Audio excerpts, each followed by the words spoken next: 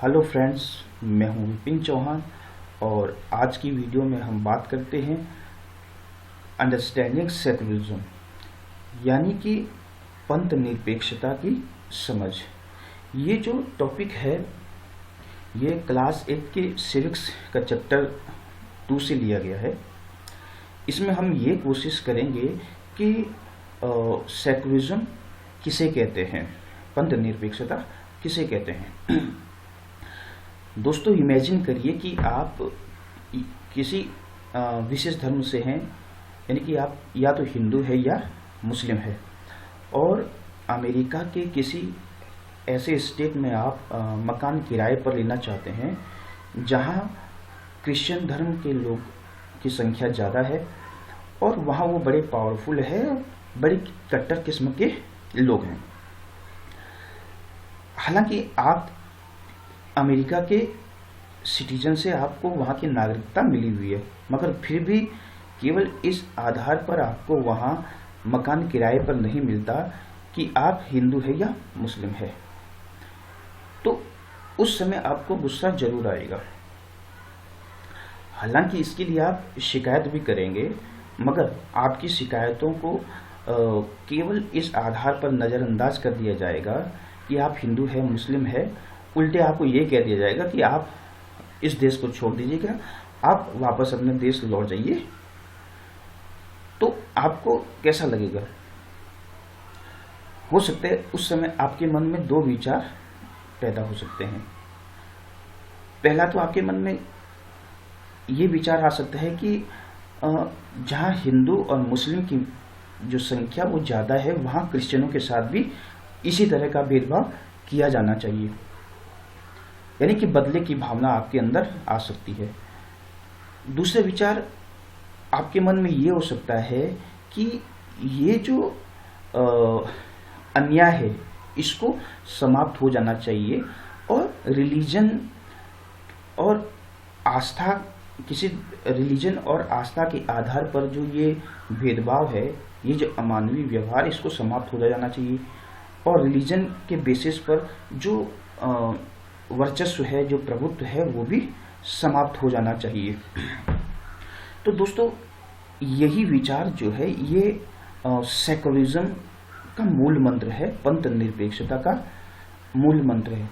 अगर हम इतिहास में देखें तो इतिहास में हमें तमाम तरह के एग्जाम्पल देखने को मिल सकते हैं जहाँ पर धर्म के आधार पर भेदभाव हुए हैं या अत्याचार हुए हैं। अगर हम जर्मनी में हिटलर की बात करें तो जर्मनी में हिटलर ने बहुत सारे यहूदियों को इस आधार पर जो है कत्लेआम करवा दिया कि वो यहूदी थे, क्योंकि यहूदियों को हिटलर अपना बड़ा दुश्मन मानता था और हिटलर का मानना था कि यहूदी दुनिया में सबसे नीची जाति है, सबसे निकृष्ट जाति है, उसको समाप्त हो जाना चाहिए। अब हम इजराइल में देखते हैं तो ठीक वैसे ही मुस्लिम के साथ और जो क्रिश्चियन है वहाँ पर उनके साथ अमानवीय व्यवहार देखने को मिल रहा है। सऊदी अरेबिया में हम देखते हैं तो वहाँ पर जो नॉन मुस्लिम है, ठीक, चाहे वो हिंदू हो या क्रिश्चियन हो, वहाँ किसी को ना तो मंदिर बनाने का अधिकार है और ना ही चर्च बनाने का अधिकार है। और पब्लिक प्लेसेस में वहाँ पर पूजा पाठ करने का कोई अधिकार नहीं है। कहने का मतलब है कि पब्लिक प्लेसेस में किसी एक जगह इकट्ठा होके हम पूजा पाठ नहीं कर सकते। पूजा पाठ कर सकते हैं मगर व्यक्तिगत रूप में अपने अपने घर में। तो ये जो तमाम उदाहरण देखने को मिल रहे हैं, इससे हम क्या समझ रहे हैं? हमें इससे यही लगता है कि धर्म के आधार पर जो है जो मेजॉरिटी है वो माइनॉरिटी पर किस तरह का भेदभाव कर रहे हैं, या धर्म के आधार पर जो प्रभुत्व है, जो वर्चस्व हमें यहाँ पर देखने को मिलता है। ये तमाम तरह की घटनाएं तब और बढ़ जाती है जब किसी देश में वो देश किसी विशेष धर्म को जो है अपना आधिकारिक धर्म मान ले, या कहे कि ये कह दे कि हम मुस्लिम राष्ट्र है, हम क्रिश्चियन राष्ट्र है, हम हिंदू राष्ट्र है, और किसी एक विशेष धर्म को अपना आधिकारिक मान्यता दे देता है। तो ऐसे जगह तो ऐसी घटनाएं और ज़्यादा देखने को मिलती है। तो दोस्तों, हम आगे जानना चाहेंगे कि पंथ निरपेक्षता क्या है। इन उदाहरणों के आधार पर हम जान सकते हैं कि पंथ निरपेक्षता या सेकुलरिज्म क्या है। What is secularism? Secularism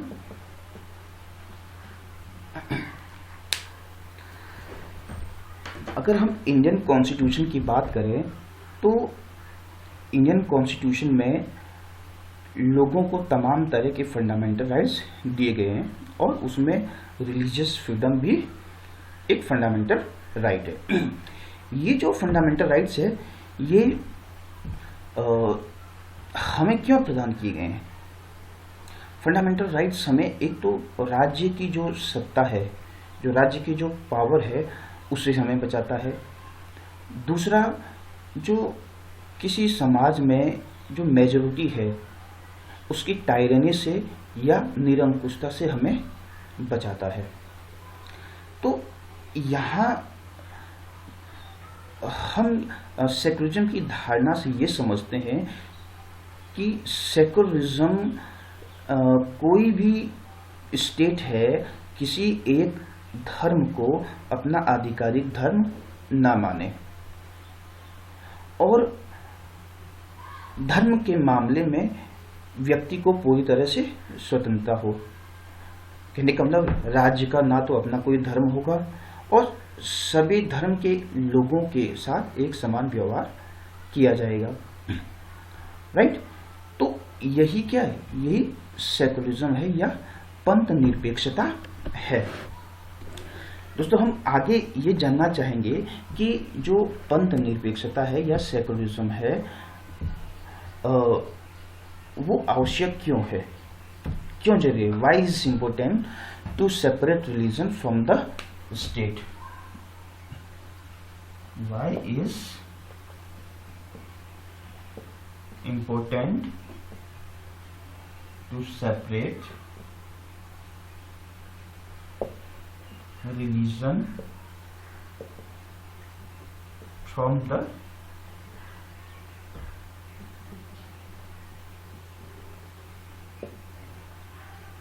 state?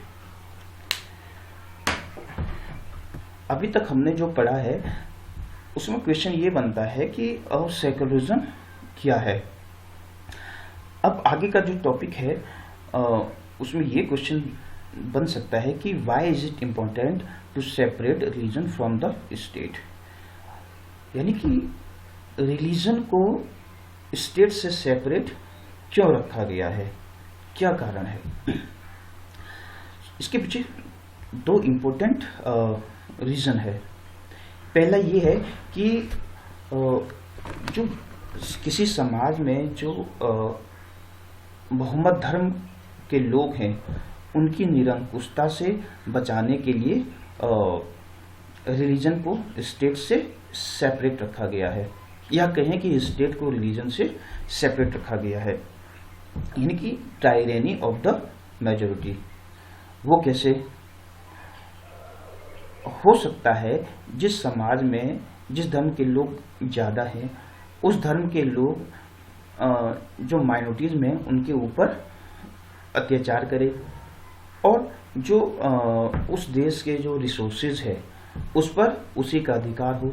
जैसे कि सरकारी नौकरियों में केवल उन्हीं लोगों को स्थान देना जो मेजॉरिटी में हो, और माइनॉरिटीज के आधार पर भेदभाव करना।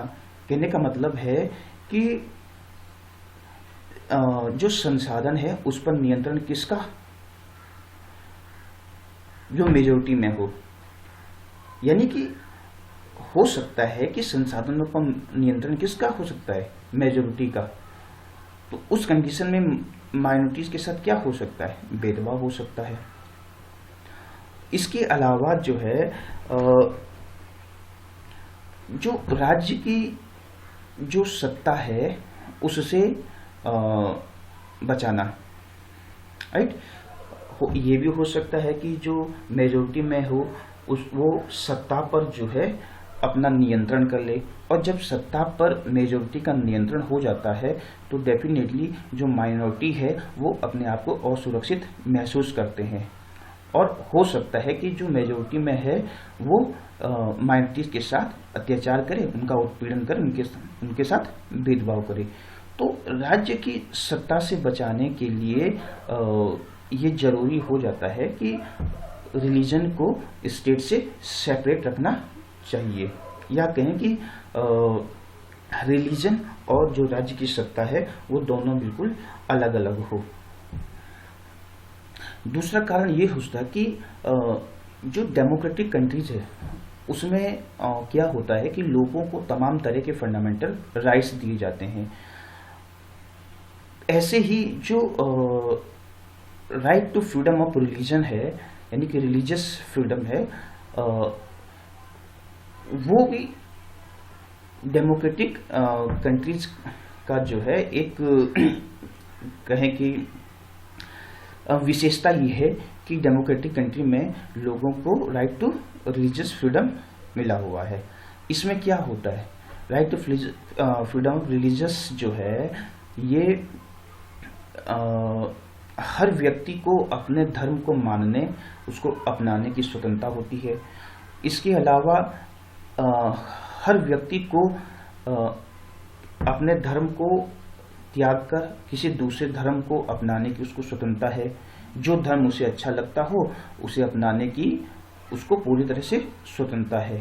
कहने का मतलब है right to selection of religion की व्यक्ति को स्वतंत्रता हो।